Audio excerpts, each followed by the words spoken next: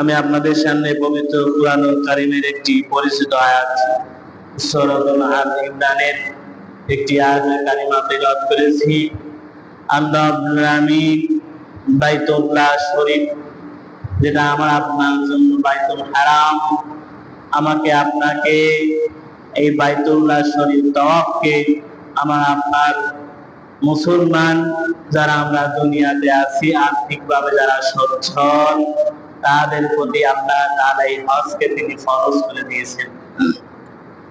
সম্মানিত ভাইরা, আল্লাহ রাব্বুল আলামিন এই প্রথম ঘর যখন তিনি সৃষ্টি করলেন, কুরআনুল কারীম বলেন, ইন্না আওয়ালা বাইতি উদিয়া লিন-নাস লাল্লাযী বিবাক্কাতা মুবারাকা। আল্লাহ তাআলা এই জমিনের মধ্যে সর্বপ্রথম যে ঘরটা তিনি নির্মাণ করেছিলেন তার নাম হচ্ছে কাবা ঘর। তার নাম কি? কাবা ঘর, যেটা বাইতুল হারাম। এই হারাম শব্দের নামকরণের কারণে একটি ইতিহাস রয়েছে। আমরা অনেকেই জানি যে হারাম তো নিষিদ্ধ। এই বাইতুল হারাম এখানে নাম হলো কিসের জন্য? পৃথিবীর অন্যান্য জায়গায় আমি আপনি যেভাবে চলাফেরা করি, যে কাজগুলো আমার আপনার জন্য অনেকাংশে বৈধ, কিন্তু এই বাইতুল হারামের কাছে গেলে অসংখ্য কাজ আমার আপনার দুনিয়াতে হালাল হওয়ার পর এখানে তা হারাম হয়ে যায়। এজন্য এর নাম দেওয়া হয়েছে বাইতুল হারাম। যা কিছু আল্লাহ তাআলা ওইখানে করতে বলেছেন, সে সকল কিছু ছাড়া অন্য কিছু এখানে করা যায় না। যদি আমি আপনি ইহরাম বাঁধা মুসলিম হয়ে থাকি, সাধারণত হজ করার জন্য যারা নিয়ত করে টাকা পয়সা জমা দিয়ে যখন আমি আপনি মুহরিম হই, এই মুহরিম হওয়ার পরে ইহরাম যখন আমি আপনি বেঁধে ফেলি, এই ইহরাম বাঁধার পরেও অনেক কাজ যেগুলো আবার আপনার জন্য আল্লাহ তাআলার পক্ষ থেকে নির্দেশ ছিল, জায়েজ ছিল, কিন্তু আমাকে আপনাকে ইহরাম বাঁধার পরে জায়েজ কাজ আমার আপনার জন্য হারাম হয়ে যায়। এজন্য এর নাম বাইতুল হারাম। একটা উদাহরণ আমি আপনি আপনার সামনে পেশ করতে পারি।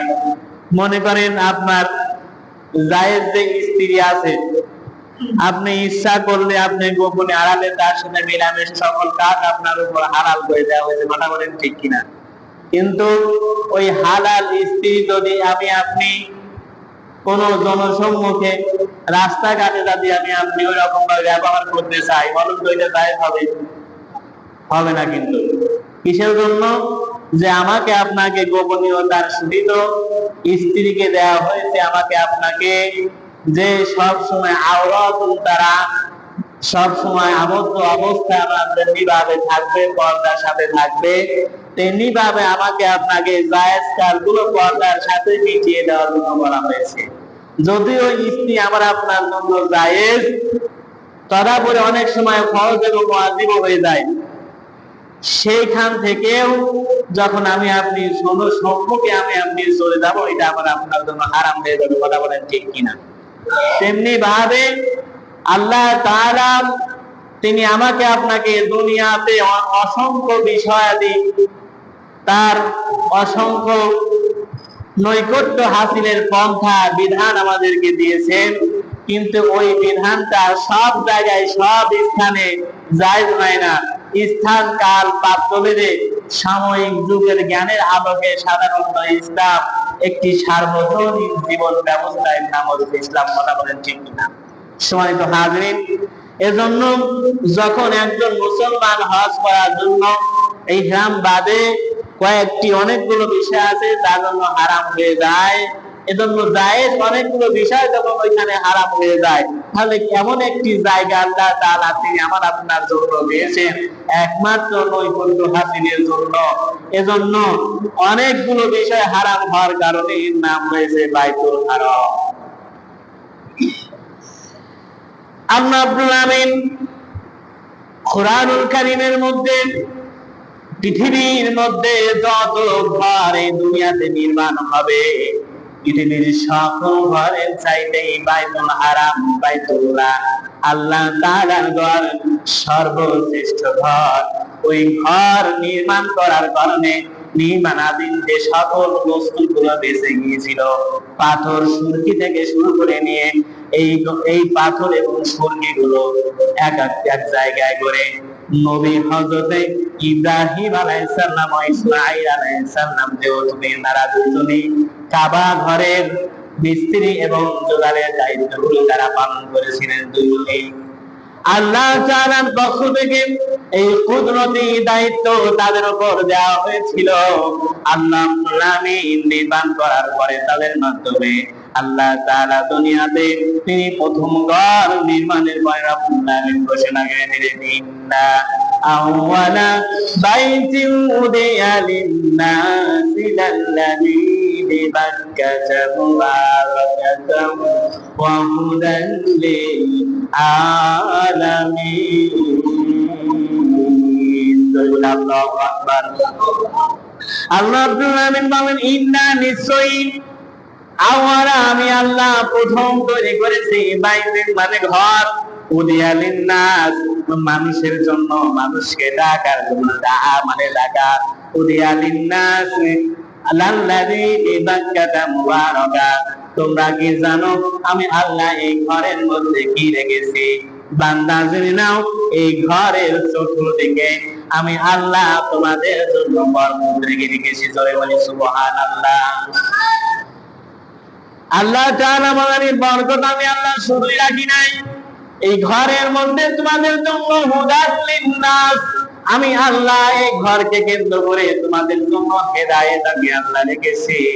হুদাল লিন-নাসি বাইনাতি মিনাল হুদা ওয়াল ফুরকান। আল্লাহ তাআলা যেমনি ভাবে কুরআনুল কারীমটাকে তিনি আমার আপনার জন্য হেদায়েত হিসেবে আল্লাহ তাআলা দিয়েছেন, হেদায়েতের বার্তা হিসেবে নাযিল করেছেন, তিনি আমাদের জন্য প্রথম ঘরটাকে তিনি আমাদের জন্য হেদায়েতের নজরানা হিসেবে আল্লাহ তাআলা দিয়েছেন। এজন্যই বলা হয়েছে, ইন্না আওয়ালা বাইতুন উদিয়া লিন-নাসি লাল্লাযী বিবাক্কাতা মুবারাকাতাও ওয়া হুদাল লিল-আলামিন। আল্লাহ বলেন, সৃষ্টি জগতের যিনি মালিক, যিনি প্রশংসার মালিক, আমি আল্লাহ তোমাদের জন্য এই প্রথম ঘরটাকে আমি আল্লাহ বরকতময় এবং হিদায়াত হিসেবে আমি আল্লাহ তাআলা দিয়েছি। জোরে বলি সুবহানাল্লাহ। আল্লাহ তাআলা কাবা ঘরকে তিনি আমাদের জন্য শুধু বরকতময় তিনি করেন নাই, আল্লাহ তাআলা তিনি আমাদের জন্য হেদায়েতের নজরানা রব্বুল আলামিন পেশ করেছেন। সেজন্য দুনিয়ার কোন মানুষ যখন তার জীবনে পাপ কালিমাকে মোচন করার জন্য ওই বাইতুল হারামের দিকে পদক্ষিণ হয়, যখন মানুষ যখন অগ্রসর হয়ে যায়, দুনিয়ার আর কোন দুনিয়াবি মানুষের মধ্যে আর থাকে না, পাপ কাজ করার মতো কোন মন মানসিকতা থাকে না। যখনই আল্লাহ তাআলা এই ঘরে মানুষ পদক্ষিণ করে, কিয়ামতের ময়দানে যেমনি ভাবে মানুষ তাদের নিজের জন্য শুধু ব্যাকুল অবস্থায় থাকবে, কোন দিকে তাকানোর কোন সুযোগ থাকবে না, কোন দিক মানুষ তাকাবেও না, এমন পরিবেশ যখন তৈরি হয়ে যায়, আল্লাহ তাআলা দুনিয়াতে কাবা ঘর নির্মাণের মধ্যে দিয়ে বান্দাকে এমন এক চিন্তা জগতের মধ্যে ফেলে দেন, যে চিন্তা জগৎটা কেবলমাত্র বান্দার জন্য কামিয়াবি, পাপ কাজ করার কোন মন মানসিকতা বান্দার মধ্যে থাকে না। পাপ কাজ করার মতো কোন মন মানসিকতা ওইখানে থাকে না। নইলে তামাম দুনিয়ার মধ্যে সবচেয়ে বেশি মানুষ যেখানে সম্মুখীন হয়, সবচেয়ে বেশি মানুষ যেখানে সমাগম হয়, ইচ্ছা হলে বিভিন্ন অ্যাক্সিডেন্ট মানুষের মধ্যে করে দেওয়ার কিন্তু সম্ভাবনা ছিল, যেখানে নারী পুরুষ মিলে কিন্তু তওয়াফ করে, বিভিন্ন রকম ঘটনার এখানে জগত হওয়ার কথা ছিল, কিন্তু আল্লাহ তাআলা তিনি বাইতুল্লাহকে এমন ভাবে তিনি আমার আপনার জন্য তিনি তৈরি করে দিয়েছেন, যে তৈরি করাটা আমার আপনার জন্য হেদায়েতের হিসেবে পরিগণিত হয়ে যায়। আল্লাহ রাব্বুল আলামিন সূরাতুল হজের মধ্যে রব্বুল আলামিন সুন্দরভাবে তিনি বলে দিয়েছেন, وأذن في الناس بالحج يأتوك رجالا وعلى كل ضامر يأتين من كل ফাজ্জিন আমিন। রব্বুল আমিন বলেন, আর আপনি সকল মানুষের জন্য হজের আপনাদের জন্য ডাক দিন, আর তারা এই ডাকে সাড়া দিয়ে দূর দূরান্ত থেকে পায়ে হেঁটে উঠে চলে আসবে। আমরা জানেন হযরত ইব্রাহিম আলাইহিস সালাম, হযরত ইসমাঈল আলাইহিস সালাম যেই দিন তারা হজের জন্য ডাক দিয়েছিলেন, আল্লাহ রাব্বুল আমিনের কাছে তারা রিটার্ন ভাবে প্রশ্ন করেছিলেন, রব্বুল আমিন জনসম্মুখ একটি জনসংকীর্ণ একটি এলাকা, যেখানে মানুষ যুক্ত নাই, পশু পাখি পর্যন্ত নাই, আমরা ডাক দিলে কি আমাদের ডাক তোমার বান্দারা শুনবে? রব্বুল আমিন ওই দিন তিনি বলেছিলেন ইব্রাহিম এবং ইসমাইলকে যে তোমরা কেবলমাত্র হজের জন্য তোমরা ডাক দাও, আমার বান্দাদের প্রত্যেকের কানে পৌঁছে দেওয়ার দায়িত্ব পালন করবে আমি আল্লাহর সুবহানাল্লাহ। ওই দিন আমরা যেহেতু দুনিয়াতে আমরা ছিলাম না, আমরা ছিলাম রূহের জগতে। এই দুনিয়াতে আমরা আসার আগে আল্লাহ রাব্বুল আমিন রূহের জগতে তিনি আমাদেরকে তৈরি করেছিলেন, রূহটাকে তৈরি করে জগতের মধ্যে তিনি রেখে দিয়েছিলেন। আমরা রূহ আলমে আরওয়ার মধ্যে ছিলাম। আমরা ওই সময়ে যারা আল্লাহ রাসূল আল্লাহর পয়গম্বরের এই ডাকে আমরা সাড়া দিয়েছিলাম, ওই সময়ে আমরা যারা আল্লাহ তাআলার পয়গম্বরের ডাকে আমরা সাড়া দিয়েছিলাম, আমাদের প্রত্যেকের উপরকে আল্লাহ আমিন হজ না করে তিনি মৃত্যু দান করাবেন না। আমরা ওই রূহের জগতে আমরা যারা রাসূল পয়গম্বর হযরত ইব্রাহিম আলাইহিস সালামের ডাকে আমরা সাড়া দিয়েছিলাম, আমরা আল্লাহ রাব্বুল আমিনের ইশারায় হজ করে তারপর মৃত্যুবরণ করব। হজ না করে আমরা মৃত্যুবরণ করব না। তাহলে আল্লাহ রাব্বুল আমিন রূহের জগৎটাকে তিনি আমাদের জন্য পরিপক্ক হিসেবে রাব্বুল আমিন তিনি রেখে দিলেন। আমরা রূহের জগতের মধ্যে থাকলাম, কতদিন পর্যন্ত থাকলাম আল্লাহ তাআলা তিনি ভালো জানেন। এরপরে আল্লাহ রাব্বুল আমিন আরেকটি জগতে তিনি আমাদের জন্য পাঠিয়ে দেওয়ার ব্যবস্থার প্রারম্ভে আল্লাহ তাআলা মায়ের পেটটাকে তিনি আমার আপনার জন্য বেছে দিলেন, যেটা আমার আপনার জন্য দুনিয়াতে সবচেয়ে নিরাপদ জায়গা। কথা বলেন ঠিক কিনা? মায়ের পেটটা দুনিয়ার মধ্যে সবচেয়ে নিরাপদ জায়গা, যেখানে দুনিয়ার কোনো আমাকে আপনাকে কোনো কিছু খাওয়ানোর ব্যাপারে যদি আমরা ইচ্ছা করি আমাকে আপনার জন্য হবে না। আল্লাহ রাব্বুল আমিন কুদরতি হাতে তিনি মায়ের মাধ্যমে তিনি আমার আপনার জন্য রিজকের তিনি ব্যবস্থা করে দেন। রাব্বুল আমিন এজন্য বলে দিয়েছেন আওয়ালাম ইয়ালামু আন্নাল্লাহা ইয়াবসুতুর রিজকা লিমান ইয়াশাউ ওয়া ইয়াকদির ইন্না ফি যালিকা লাআয়াতিন লিকাউমিন ইউমিনুন। সূরাতুল জুমারের 52 নম্বর আয়াতে কালিমা 24 নম্বর পারা 4 নম্বর পৃষ্ঠাতে আল্লাহ আমিন বলে আওয়ালাম ইয়ালামু, হে রাসূল আপনার উম্মতদেরকে আপনি বলে দেন ইয়ালামু আন্নাল্লাহা ইয়াবসুতুর রিজকা লিমান ইয়াশা, আমি আল্লাহ যাকে ইচ্ছা দুনিয়াতে আমি আল্লাহ রিজিক বাড়ায়া দেই। খাওয়ার ইচ্ছা করে না, তারপরে আমি আল্লাহ না খাওয়া দুনিয়া থেকে নেই না। আবার অনেকে খাওয়ার ইচ্ছা প্রবল পরিমাণ আছে, তারপরে আমি আল্লাহ অসুখ বিসুখের মাধ্যমে আমি আল্লাহকে সরকারিত করে দিয়েছি। ইচ্ছা আছে কিন্তু খেতে পারে না, ডাক্তার নিষেধ করেছে। আমি আল্লাহ দুনিয়াতে এরকম কিছু মানুষের রিজিককে আমি আল্লাহ সংকীর্ণ করে অল্প করে দেই। এই ক্ষমতা কেবলমাত্র আল্লাহর। দুনিয়ার কার এই ক্ষমতায় রিজিক বন্টনের দায়িত্ব পালন করা সম্ভব নয়। আল্লাহ রাব্বুল আমিন সেই প্রারম্ভিকেই তিনি আমার আপনার জন্য সবচেয়ে নিরাপদ জায়গা, সবচেয়ে নিরাপদ খাদ্যটা আল্লাহ রাব্বুল আমিন তিনি আমার আপনার জন্য নির্ধারণ করে দিলেন। সবচেয়ে নিরাপদ জায়গাটা আল্লাহ আমার আপনার জন্য স্থাপন করে দিলেন, যেটা আলমের মায়ের পেটের জগৎ এটা বলা হয়। এরপরে আমি আপনি ওইখানে 9 মাস 10 মাস অথবা 10 মাস 10 দিন অবস্থানের পর দুনিয়াতে আল্লাহ তাআলা তিনি পাঠাবেন আমাকে আপনাকে। এরপরে আল্লাহ তাআলা একটি জগতে রব্বুল আমিন হাসানি দিয়ে আমার আপনার জন্য ডাক দিলেন। এর নাম হচ্ছে আলমে দুনিয়া। আমরা মায়ের পেটের জগৎ থেকে দুনিয়ার জগতে আমরা আসলাম। আসার পরে আমি আপনি এই অবস্থান করেছি আলমে দুনিয়ার মধ্যে। এই দুনিয়াটা নিয়ে আল্লাহ কিয়ামতের ময়দানে তিনি খেলবেন।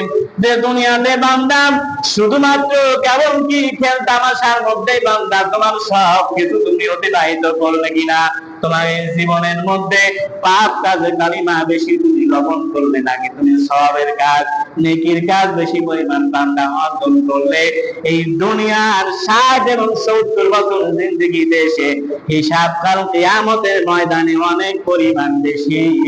এমন পরিমাণ হিসাব আল্লাহ তিনি নেবেন।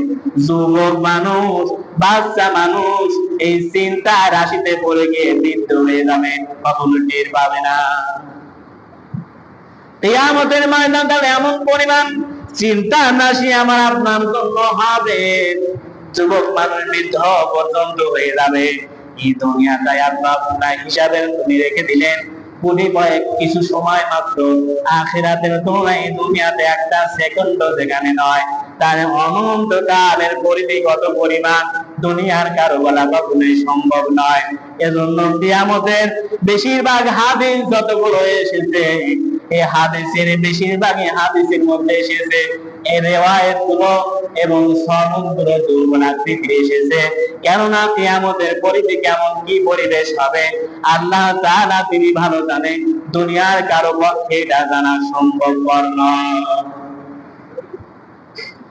তাহলে আমি আপনি দুনিয়ার মধ্যে আসলাম, এই যে আমি আপনি জীবনটা অতিবাহিত করছি সংসার জীবন থেকে শুরু করে নিয়ে এর আগে আমার আপনার 20 বা 25 বছর আমি আপনি অতিবাহিত করলাম।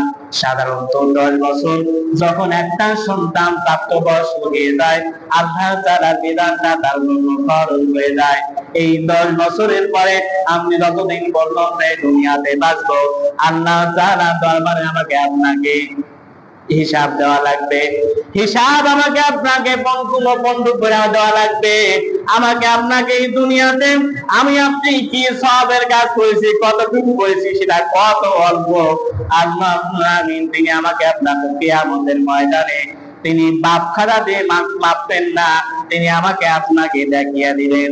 আল্লাহ আমিন বলেন ফামাই ইয়ামাল মিসকালা যাওয়াতিন خيرا يره ومن يعمل مثقال ذرة شرا يره।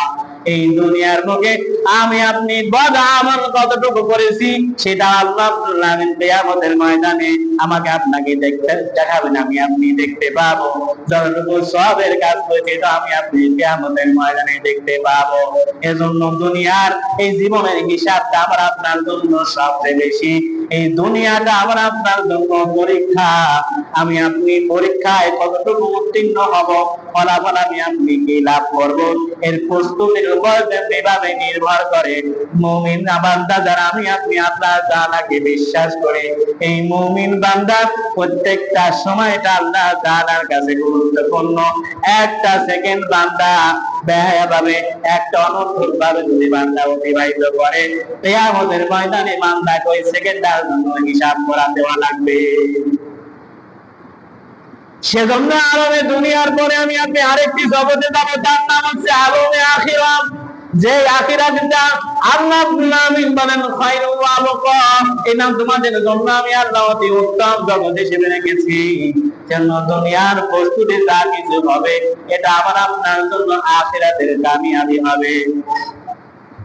দুনিয়াতে আমি আপনি যতটুকু প্রস্তুতি আমি আপনি নেব, পরীক্ষা আমি আপনি পাস করতে পারবো আল্লাহ তাআলা আমাকে আপনাকে আখিরাতে যতটুকু আমাকে আপনাকে উত্তীর্ণ করবেন। এজন্য সম্মানিত হাজির, চেষ্টা করবেন আখিরাতের জীবনটাকে বেশি পরিমাণ গুরুত্ব দেওয়ার জন্য। যাদের উপর হজ ফরজ হবে, আল্লাহ তাআলা বিধানগুলো ফরজ হবে, প্রত্যেকেই চেষ্টা করবেন এই বিধানগুলো সঠিকভাবে আদায় করার জন্য। আল্লাহ তাআলা আমাদের প্রত্যেকের উপর, যাদের উপর আল্লাহ তাআলা এই বিধানগুলো ফরজ করবেন, প্রত্যেককে যেন সদিচ্ছায় তার বিধানগুলো পূরণ করার তাওফিক দেন। সকলে বলি আমিন। আলহামদুলিল্লাহি রাব্বিল আলামিন। যারা সুন্নাত করি না শুধুমাত্র 4 রাকাত সুন্নাত করে নিই আমরা।